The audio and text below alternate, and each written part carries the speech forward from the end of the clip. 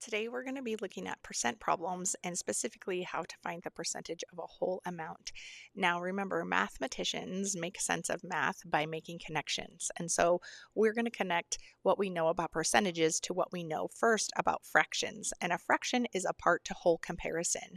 Now a percentage is a fraction, it's a part to whole comparison, but what differentiates a percentage from any other fraction is that the whole amount is always 100. So it's the percent over 100.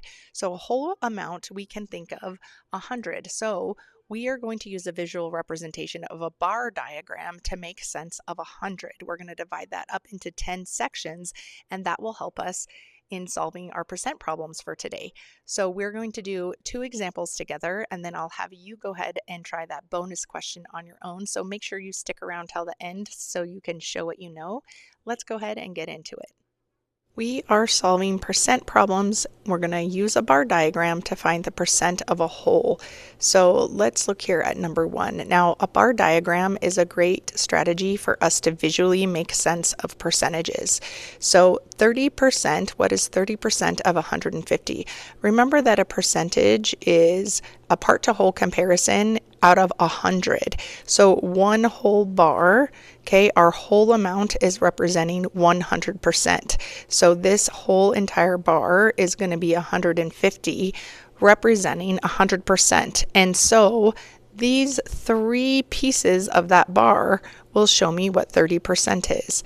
3 out of the 10, and the whole amount is 100. Remember that a fraction is a part to whole comparison, and so with a percentage our whole amount is 100, and I'm telling you the whole amount is 150.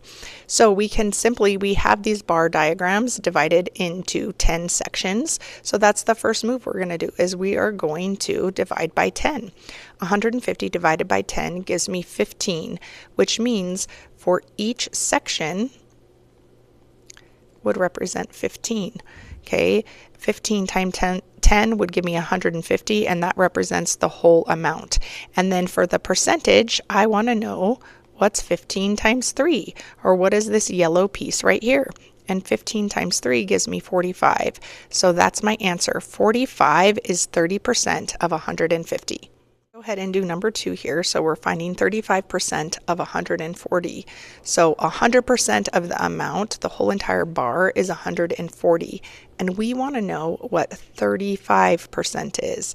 So we have 10, 20, 30, and then half of one of those bars would represent 5. Okay, so we are finding the percentage. The whole amount is 140, and we know percentages are out of 100. So we're going to divide our 10 sections up. 140 divided by 10 gives us 14. So now we know each tenth of the whole is 14. So I have 14 plus 14, and then this is half of 14. So if I take half of 14, I know that that's 7. So we're going to do 3 times 14 plus 7. And 3 times 14 gives us 42. And then plus 7 gives us our answer. 49 is 35% of 140.